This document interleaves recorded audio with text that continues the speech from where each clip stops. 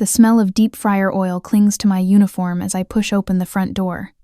My feet ache after 8 hours of standing, but I've still got 3 chapters to review before tomorrow's nursing exam. All I need is a hot shower and my study notes. My bedroom door is half open. Strange. I always close it completely. "Tyler?" I call out. No answer. I push the door wider and freeze.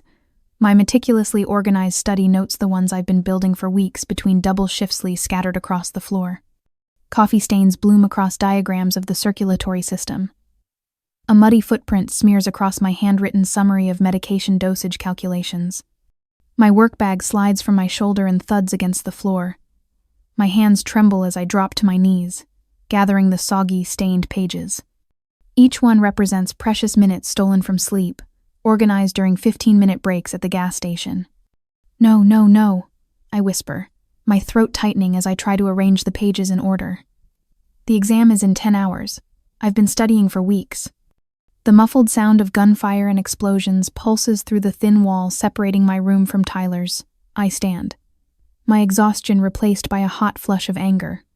3 quick strides and I'm at his door, pushing it open without knocking. Tyler slouches in his gaming chair, headphones clamped over his ears, thumbs dancing across the controller. Empty energy drink cans and fast food wrappers litter the floor around him. He doesn't even glance up. I yank one side of his headphones away from his ear. "Did you go in my room?" He flinches, then scowls. "What? I'm in the middle of something." I hold up a coffee-stained diagram. My notes are all over the floor. Ruined. Tyler shrugs without removing his headphones, eyes never leaving the screen. "It was just some dumb paper. Stop making such a big deal about everything." Just some dumb paper. The words strike like a physical blow. Last Tuesday, Tyler had called me at work, voice tight with panic. "Elena, I need help. My car payment's due and I'm between gigs right now." I'd transferred the money immediately, $340 I'd been saving for my textbooks. "Just until my streaming takes off," he'd promised. The memory collides with another. Sunday dinner, 3 days ago. Mom beaming as Tyler described his latest gaming tournament. 16 straight hours, he'd boasted, shoveling potatoes into his mouth. Almost broke into the top 100. "That's wonderful, honey," Mom had said, squeezing his shoulder. I passed my pharmacology assessment. I'd offered quietly. "Top marks." Dad had nodded absently, passing the salt to Tyler without comment. "Tyler," I say now, my voice steadier than I expect. "You destroyed notes I need for an important exam tomorrow. I want you to acknowledge what you did and apologize." He rolls his eyes. "Whatever." "Not whatever. Those notes represent weeks of work. I've been studying between double shifts at the gas station. I need—" "What's all the commotion in here?" My father's irritated voice cuts through mine. He stands in the doorway, arms crossed over his chest, the blue glow of the paused television visible behind him in the living room. I stand straighter, holding the ruined pages. Tyler went into my room and destroyed my nursing school notes. I have an exam tomorrow morning. Dad glances at the papers in my hand, then at Tyler, who has already returned to his game, the headphones back in place. "So make new notes," Dad says flatly. "You're interrupting Tyler's tournament, and I'm missing my show." "But," the protest dies in my throat as I register his expression, the same dismissive look I've seen 1,000 times. "This attitude," he says coldly, "is exactly why nobody wants you here." The words land like a slap. From the hallway, Mom appears, silent in her floral robe. She meets my eyes briefly, then nods in agreement with Dad. "Nobody wants you here." As I clutch my ruined notes, a strange clarity washes over me. I've always been the invisible middle child caught between my older sister Jessica's perfect marriage in California and Tyler's golden boy status. Not the problem child, not the star. Just the reliable one they take for granted. The one who works double shifts, who pays her share of bills on time, who covers Tyler's car payment when he's between gigs. The one whose nursing program achievements merit nothing more than a passing nod. For the first time, I wonder if being wanted by this family is something I should even want anymore. The soft glow of my desk lamp illuminates the mess Tyler left behind. I've managed to salvage most of my notes, though coffee stains blur key diagrams I'd spent hours perfecting. My alarm clock reads 1:37 a.m. The house has finally fallen silent, no more gunfire from Tyler's video games, No more of Dad's television blaring sports commentary. I reach for my nursing textbook, determined to review what I can before tomorrow's exam, when my eyes drift to the windowsill, the mason jar. My textbook money. A cold knot forms in my stomach as I cross the room. Even before my fingers touch the glass, I know. The jar sits lighter in my hand than it should, the coins that once filled the bottom now gone. Only a few scattered pennies remain, not even enough to buy a cup of coffee. I sink onto my bed, the emptiness in my chest matching the empty jar in my hands. This isn't the first time my things have mysteriously disappeared. My favorite sweater, $20 from my wallet. The fancy pen my nursing instructor gave me when I aced my clinical rotation. I tip the jar upside down, and something flutters to my lap. A folded sticky note, yellow and creased. I unfold it with trembling fingers. I owe you $120, T, in Tyler's messy scrawl, dated 3 weeks ago. The handwriting blurs as tears sting my eyes. Not tears of sadness, tears of pure molten anger. 3 weeks. He's had 3 weeks to mention this. 3 weeks to pay me back. 3 weeks of watching me work double shifts while he lounges around playing video games. The note crumples in my fist. Before I can stop myself, I'm marching toward the kitchen where the light still glows. My parents sit at the table eating ice cream, Dad scrolling through his phone, Mom leafing through a magazine. Tyler slouches in a chair, eyes glued to his phone, thumbs tapping rapidly. I slam the empty jar onto the table.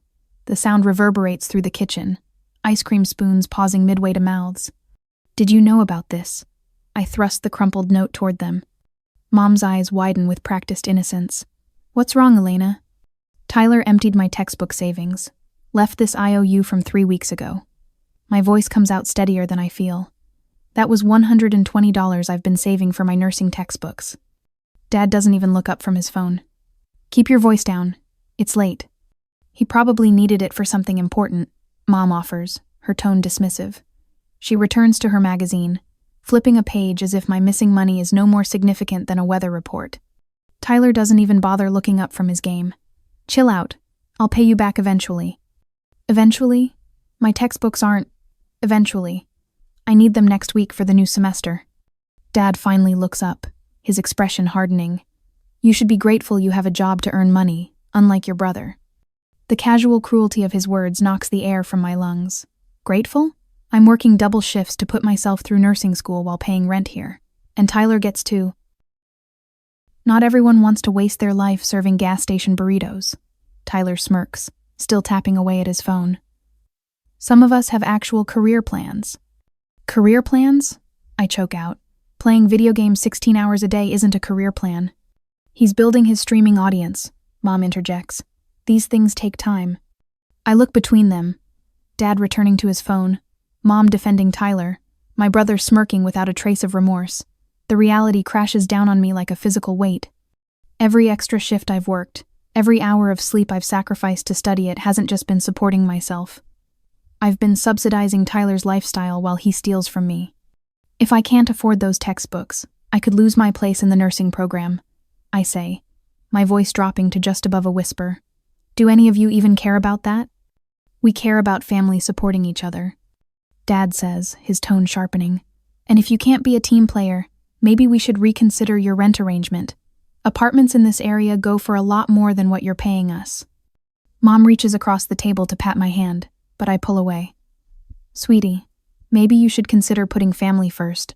You could postpone your education until Tyler gets on his feet. Your father and I aren't getting any younger, and we need your help around here. The words land like blows.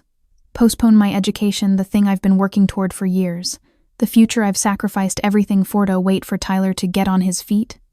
The brother who steals from me and mocks my job.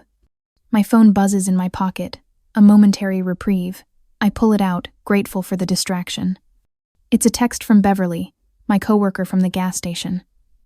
Found my old nursing textbooks from when I did the program last year. You can borrow them if you want. No rush to return them. You've got this, girl. I stare at the message, the simple kindness in such stark contrast to my family's indifference.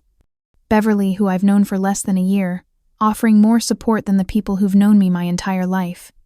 As I stand there holding Beverly's message, I wonder if I should continue trying to make this work or if it's time to choose myself over a family that never chose me. Should I stay and fight for recognition, or walk away toward people who actually supported me? Dad clears his throat, impatient. Well, are we done with the drama for tonight? I pocket my phone without answering, taking the empty jar and the IOU with me as I leave the kitchen. Behind me, I hear Tyler snort and mutter something that makes my parents chuckle. They've already moved on, already forgotten about my stolen future. But I haven't, and I won't. 3 days later, the dining room at Aunt Peggy's house smells like pot roast and judgment.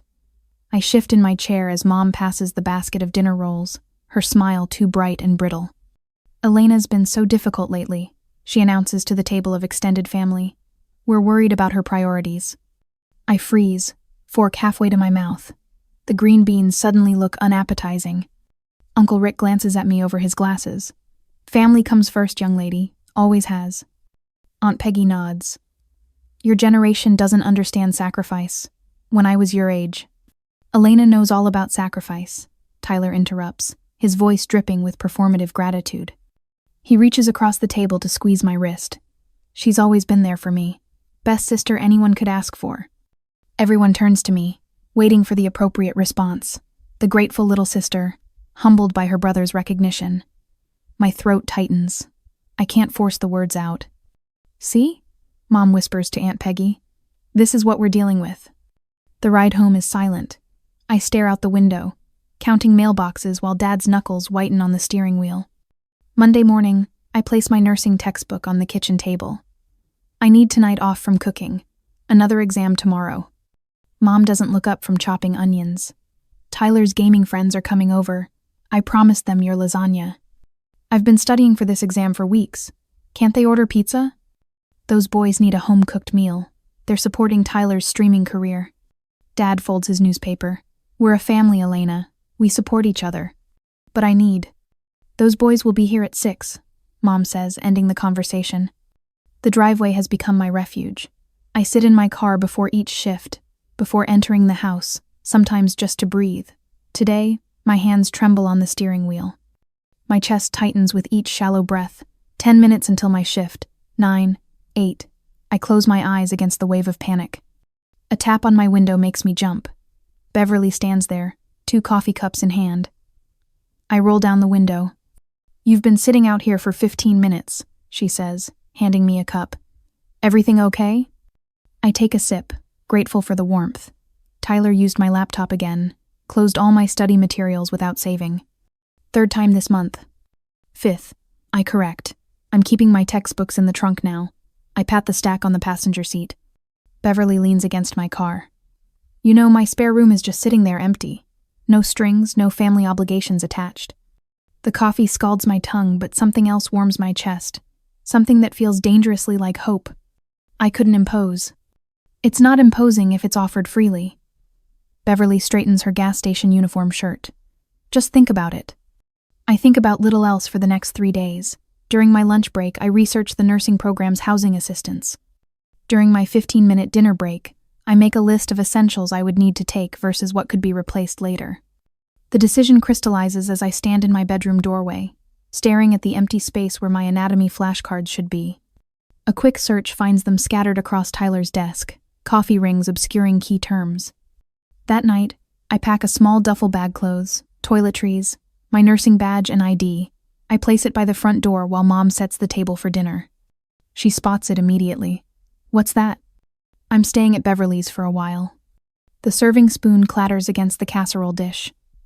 You can't just leave. Who will help with the bills? Tyler needs your support. Dad appears from the living room, face darkening. Running away from your responsibilities? I've supported everyone but myself for years, I say, my voice steadier than my heartbeat. I'm choosing me now. Mom's eyes fill with tears. After everything we've done for you. What exactly have you done for me, Mom? When was the last time you asked about my classes, or noticed I've been working double shifts? Dad steps between us. You'll be back when you realize nobody else wants you either. The words should sting like they always have. Instead, I feel a strange lightness. I'd rather be alone than be with people who make me feel unwanted in my own home. Dad's mouth opens, then closes. For once, he has no ready response. I pick up my bag. Tyler emerges from his room, alerted by the commotion. "Where are you going?" he asks, looking genuinely confused. "Somewhere I'm wanted," I answer, and walk out the door. Beverly is waiting in her sedan, engine running. She helps me load my bags into her trunk without comment. It takes less than 5 minutes to fit my essential life into her car. "You okay?" she asks as we pull away from the curb. I watch my childhood home shrink in the side mirror. I don't know yet. Later, at her place, Beverly's spare room is small but clean. A twin bed with fresh sheets, a desk with a reading lamp, a closet with empty hangers. "Bathroom's down the hall," she says, setting my bag on the bed. "Towels in the linen closet. Use whatever you need." I wait for the conditions, the expectations. There are always strings attached to kindness in my experience. "What do you need from me?" I ask. Beverly looks puzzled. "Nothing. Just focus on your exam preparation." That night, I sleep straight through until morning. No midnight interruptions from Tyler's gaming. No early morning complaints about unwashed dishes. Just silence and the gentle tick of a bedside clock. I block my family's numbers after the 12th text message. "Mom, you're breaking this family apart." "Dad, ungrateful after all we've sacrificed." "Tyler, can I borrow your car since you're not using it?" The nursing exam takes 3 hours. I answer each question with a clarity I haven't felt in months. When the proctor calls time, I set down my pencil with confidence. In the hallway, I turn my phone back on. 15 missed calls from my mother's workplace number. For a moment, my finger hovers over the callback button, old habits pulling like gravity. Instead, I text Beverly, "Exam done. Headed to my shift. Thank you." The response comes immediately. "Proud of you. Dinner's at 7 if you're free." Free. What a strange, wonderful word. 2 weeks later, the voicemail from my mother plays through the speaker of my phone as I sit at Beverly's kitchen table. Her voice wavers between panic and accusation. "Elena, Tyler's been arrested. He got caught stealing computer equipment from some gaming place. Call us back immediately." I tap my fingernail against the wooden tabletop, counting to 10 before replaying the message. The second time, I notice what she doesn't say: no apology, no acknowledgement of our last conversation. Just another crisis with Tyler at the center. I open my laptop and search for the county jail website. The intake officer answers on the third ring. "County Corrections," Officer Daniels speaking. "Hello, I'm calling about Tyler Brooks. He was arrested last night." My voice comes out steady, professional, the same tone I use during nursing clinicals. "Relation to the inmate?" "Sister." The word feels hollow in my mouth. Officer Daniels provides the details with bureaucratic efficiency. Tyler was caught stealing gaming equipment worth over $3,000 from an underground gaming club. Bail set at $8,500. First court appearance scheduled for tomorrow morning. "Thank you," I say, taking careful notes in my planner. Not a single tear forms, not a single tremble in my voice. After hanging up, I check my savings account balance. $9,267.43. Enough to bail him out with some left over. Enough to help if I choose to. If I choose to. My phone buzzes with a text from my father. "Please come home. Tyler is in serious trouble." Then my mother. "He needs us now more than ever." An hour later, my father again. "We need to stick together as a family right now." With each message, something hardens inside me. For years, family meant I gave while they took. It meant I compromised while they remained rigid. It meant I supported while they dismissed. I set the phone screen down on the table and make myself a cup of tea. Beverly's kitchen is quiet except for the ticking wall clock and the soft purr of their tabby cat winding between my ankles. I have the power to let the messages sit unanswered, to control when and how I respond. 3 hours pass before I pick up the phone again.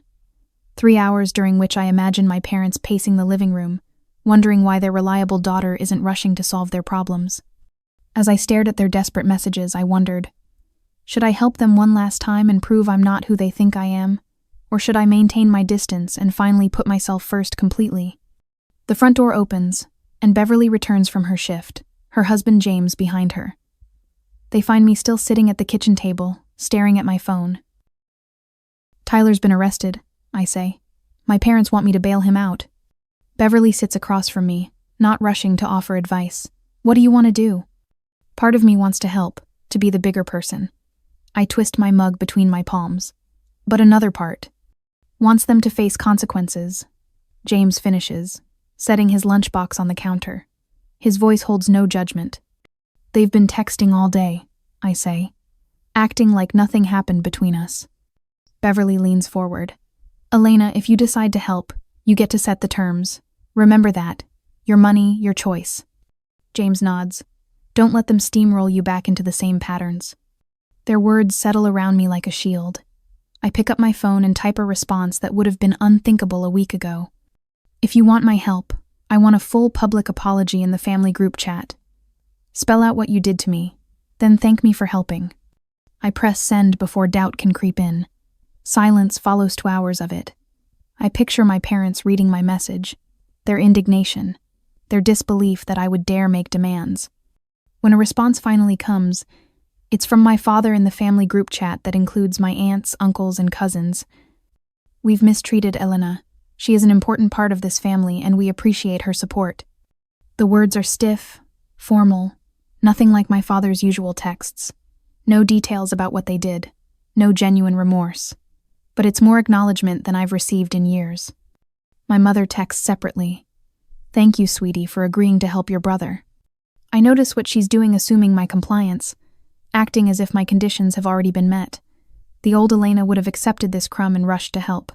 The new Elena types, I'll visit Tyler at the county jail tomorrow before making any decisions about bail. Their response is immediate. We'll meet you there at 9 a.m.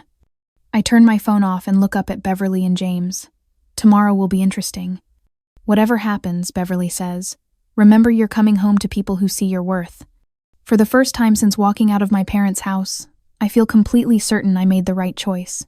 The anger that burns in me now isn't the helpless rage of the past, it's focused, purposeful. A tool rather than a wound. The county jail's fluorescent lights cast a sickly glow across my mother's face as she paces the lobby. Dad leans against the beige wall, checking his watch for the 3rd time in 5 minutes. I push through the heavy glass doors, and their heads snap up with such desperate relief that I almost feel sorry for them. Almost. Elena, thank goodness. Mom rushes forward, her floral perfume overwhelming in the small space. She reaches for my hands, but I slide them into my coat pockets. We've been waiting over an hour. Dad pushes himself off the wall. The bail paperwork is ready. Just need your signature and payment information. His voice carries the same authoritative tone he uses when telling me to take out the trash or clean the bathroom, expecting immediate compliance. I want to speak with Tyler first, I say. Mom's smile tightens. Honey, we can talk about all this family stuff later. Tyler needs us now. He's learned his lesson, Dad adds, nodding vigorously. He just needs another chance. I stand perfectly still, watching their nervous movements. Mom's fingers twist her wedding ring. Dad shifts his weight from foot to foot. Neither meets my eyes for more than a second. Did you already tell Tyler I'm paying his bail? I ask quietly. The momentary freeze in their movements answers before their words can. Well, we assumed, Dad begins. He's your brother, Mom interrupts. Family takes care of family. I walk past them toward the visitor check-in desk. I'm here to see Tyler Brooks, I tell the officer. I'm his sister. Elena, wait, Dad calls out. I turn back. I'll speak with Tyler alone first. Then I'll decide about the bail money. The look they exchange speaks volumes. This isn't how their plan was supposed to unfold. The visitation room smells of industrial cleaner and sweat. I sit at the scratched metal table, hands folded, waiting. When the door buzzes open, Tyler shuffles in wearing an orange jumpsuit that hangs loose on his frame. Without his gaming headset and usual swagger, he looks smaller. His eyes widen when he sees me. You came. He slides into the chair across from me. Did you think I wouldn't? I ask. Honestly, wasn't sure. His gaze drops to the table, where his fingers trace a pattern only he can see. Look, I know I messed up. Big time. I wait, saying nothing. You were always good to me, he continues, voice soft. Even when I was. You know, I'm sorry, Elena, for everything. The words I've waited years to hear. For a moment, something loosens in my chest. Maybe this is the wake-up call he needed. Maybe things could be different. $8,000 is a lot of money, I say carefully. Tyler nods, still not meeting my eyes. I know. I'll pay you back. I promise. This time for real. The guard announces our time is up. As Tyler stands, I catch a glimpse of the person I've been hoping existed beneath the entitled exterior. The guard leads him toward the door. As they pass another inmate being escorted in, Tyler leans slightly sideways. I wouldn't have noticed if I hadn't been watching so carefully. "That idiot's about to take the bait," he whispers to the other man. "I'll be out in no time." My body goes cold, then hot. The loosening in my chest hardens into something sharp and certain. I stand up so quickly my chair scrapes loudly against the floor. Tyler glances back, flashing me an encouraging smile before disappearing through the door. In the lobby, my parents spring to their feet when they see me. "So?" Dad asks expectantly. "Ready to sign the papers?" I walk past them without slowing. I'm leaving. "What?" Mom grabs my arm. "Elena, what are you doing?" "Tyler said nobody wants me here," I say, gently removing her hand. "I'm just respecting his wishes." I pull out my phone and text Beverly.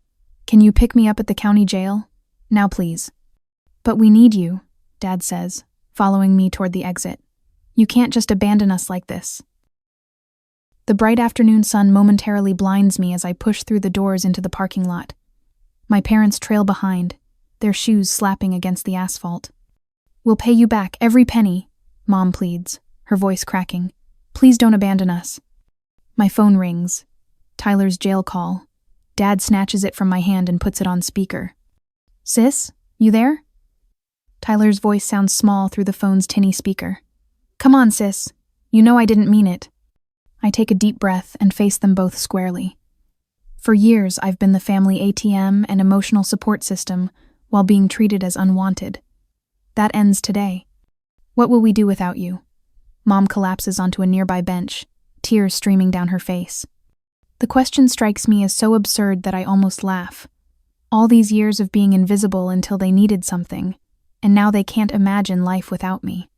"The same thing I'm doing without you," I say, surprising myself with how steady my voice sounds. "Learning to stand on your own."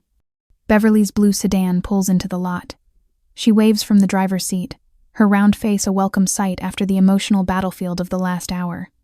"Elena, please." Dad's voice has lost its authority, replaced by something I've never heard before. Fear. I walk to Beverly's car without looking back. As I close the passenger door, I catch a glimpse of them in the side Morortwo diminished figures standing helplessly in the parking lot, the phone still held between them. "You okay?" Beverly asks as we pull away. "No," I answer honestly, "but I will be." 3 weeks later, I hear through my aunt that Tyler remained in jail for over 3 weeks. The family was forced to sell their television, sound system, and even Dad's prized golf clubs to raise bail money. The same clubs he'd polished every Sunday for as long as I could remember, telling anyone who would listen about his tournament days. The extended family has started reaching out, some with critical messages about family loyalty, others with surprising support. Uncle Jim called to tell me he was proud of me for standing up for myself. Aunt Carol invited me to Sunday dinner at her house instead. This morning, a letter arrived from the county jail. Tyler's handwriting on the envelope. It sits unopened on my new kitchen table, the morning light illuminating its edges. I run my finger along the seal, but don't tear it open. "Some words," once said, "can't be taken back. Some bridges, once burned, should stay ashes." The morning sun streams through unfamiliar curtains as I pour coffee into a ceramic mug that doesn't bear a single chip.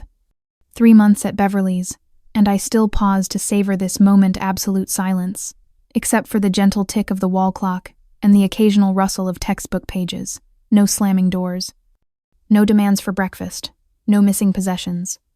I spread my notes across the small desk in the corner of my room. My room. The phrase still sends a thrill through my chest. A space where my things remain exactly where I leave them. My schedule pinned to a corkboard shows only reasonable shifts at the urgent care clinica position Beverly helped me land after I finished my clinical rotation. "You look cheerful this morning," Beverly says, leaning against the doorframe.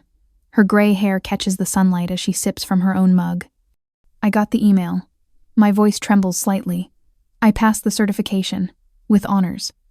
Beverly's smile unfolds slowly, reaching her eyes. "Never doubted you for a second, Elena."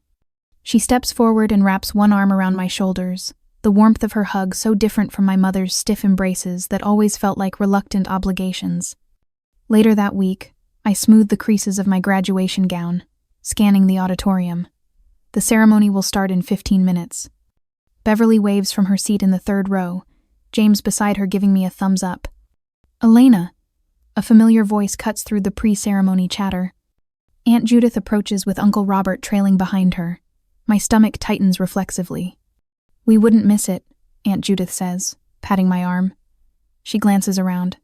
"Your parents should be here. Family should stick together, you know."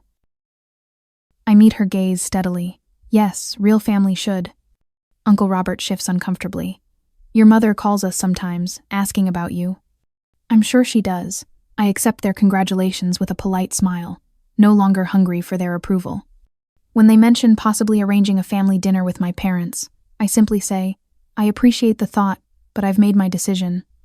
The celebration at Beverly's house afterward feels like coming home. 6 people crowd around her dining table, co-workers who covered shifts so I could study, classmates who shared notes, friends who believed in me when my own family couldn't bother. James raises his glass. "To Elena, who taught us all that choosing yourself isn't selfish when others won't choose you." The words settle inside me, filling spaces that once ached with emptiness. 2 weeks later, I fasten the last button on my new scrubs, adjusting the ID badge that reads, Elena Brooks, RN. My reflection in the mirror shows someone I'm still getting to know, a woman who stands straight, who looks people in the eye, who values her own dreams. On my dresser sits an application for an advanced nursing program, half completed. Beside it, a bank statement showing the growing deposit for my own apartment. And tucked in the bottom drawer, Tyler's unopened letter, delivered 3 weeks ago. I no longer need to read it to feel complete. The morning sunlight follows me into the care facility for my first official shift. An elderly woman with paper-thin skin reaches for my hand as I check her vitals. "You have such gentle hands, dear," she says, her fingers cool against mine. "You were meant for this." As I drive home that evening, I wonder if forgiveness should come with reconciliation, or if some relationships are healthier kept in the past. Would I try to rebuild bridges with those who only reached out when they needed something, or focus on the people who support me without conditions? For now, at least, the answer feels as clear as the road ahead.